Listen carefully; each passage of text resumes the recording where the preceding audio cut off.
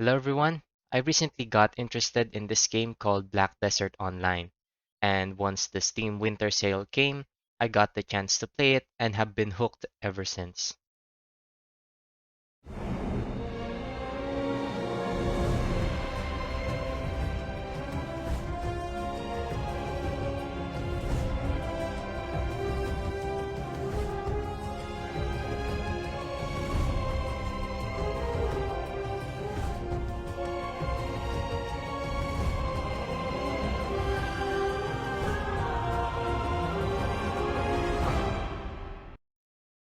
This video won't be like my review videos up until now. I just want to talk about the game, what I liked, what I didn't like, talk about its systems, and tell you guys if I would recommend it or not. Okay, so first, what is Black Desert Online? Black Desert Online is a Korean MMO developed by Pearl Abyss, which might turn some people off from the game because Korean MMOs are notorious for having good graphics but have bad monetization systems. I don't think it's as bad as Lost Ark in terms of pay to win, but spending money in the game can give you conveniences like tents, pets, maids, inventory space, storage space, and weight limit. But you would still need to spend hundreds or even thousands of hours grinding in order to get endgame gear. So while there are a lot of things you can get by swiping, you can also get some of these stuff from events and quests. With all of that being said, let's talk about the story. The story was pretty meh for me. I think Lost Ark had better storytelling. I was trying to understand the story at the start, but after the Medea questline, I just couldn't be bothered to even try.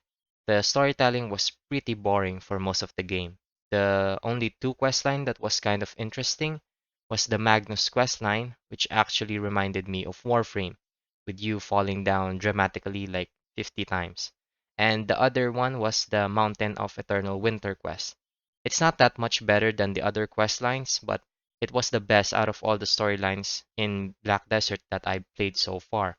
I haven't played through the Kama questline yet because it didn't have any good rewards that would make continuing the story worth it compared to just grinding centaurs for silver. Which segues into my favorite part about the game, which is combat. The combat was super fun. It was fast and responsive, which again reminded me of Warframe. It had fast-paced combat, but instead of guns and aliens, now it's swords and magic. There are a lot of classes to choose from, which makes it impossible for you to not like at least one of them. I personally chose the main Corsair because it looked fun, and right now, even after 100+ hours spent in the game, she is still fun to play. In this game, there are two ways to play your class, which are called Succession and Awakening. Succession is the main weapon you use at the start of the game. In my case, the Corsair uses the Serenaka, which is a sword, and she uses mermaid powers to defeat her enemies. And in Awakening, she uses a gun and has cute otters that fight alongside her. You can choose between the two of them depending on which one you like the most. For me, I didn't like Awakening that much. It was slow and not that good for grinding, so I chose to play Succession, which makes you unable to use your Awakening skills but will give you stronger versions of your old skills. I like this system, and both of them having their own combos adds depth to the combat. But you might ask, what if I don't like killing monsters over and over and over again? Well, that's where life skills come into play.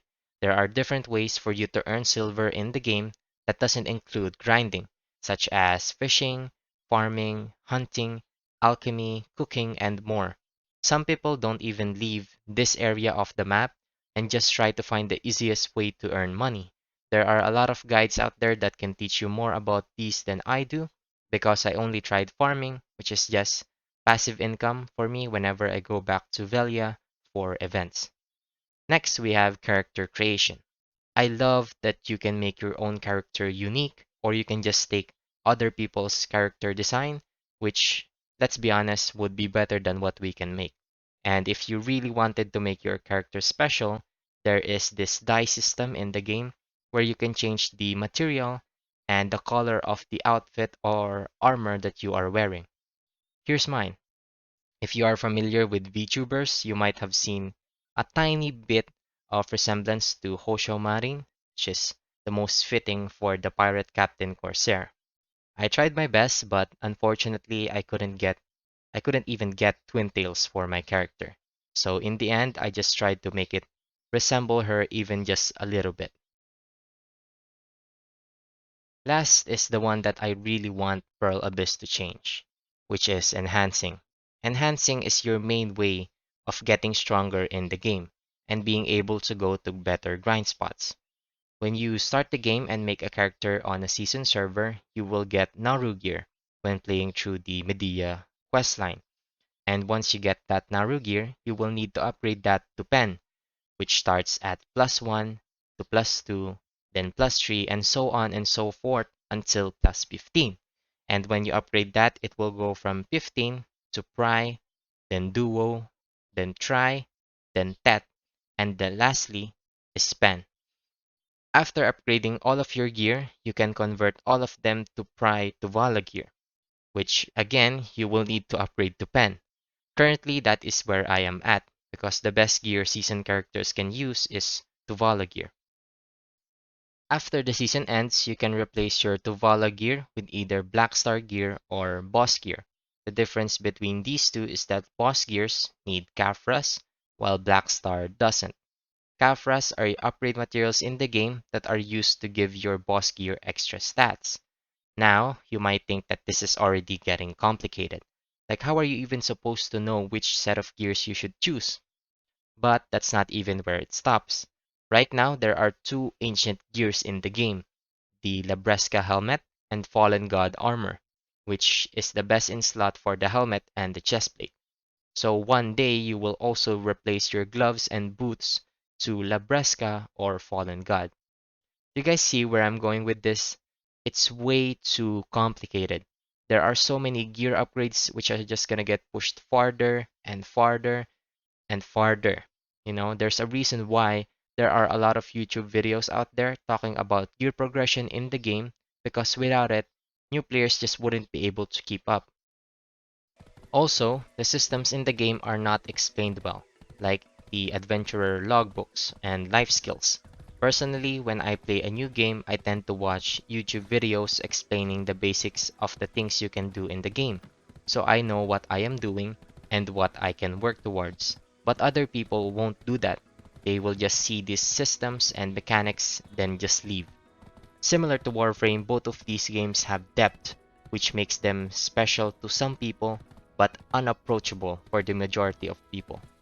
Both of them have systems that are sometimes really good, but are just not beginner friendly. I love both of these games, but I can't even imagine how overwhelming playing these games must be for players who know nothing about these types of games and don't have the time to watch 10-minute videos talking about the basics of every single system in the game. Things might change in the future, but as of now, that is my opinion of this game.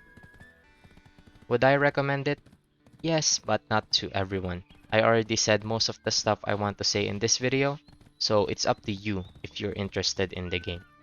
And if you are going to play this game for the first time, I just want to say that it's okay for you to feel overwhelmed, and that there are YouTubers out there that are dedicated to helping new players who are just starting out, namely Evil Do Us Harm, Chris Polly, and Woo the Winner. These three YouTubers helped me a lot in understanding the game and enjoying it. If you have gotten this far, thank you so much. I will try to make more YouTube content, but it will be hard, especially since my face-to-face classes are starting again from January 16 onwards. But I will try my best. And with all of that being said, that's all for this video. Much love, and thanks for watching.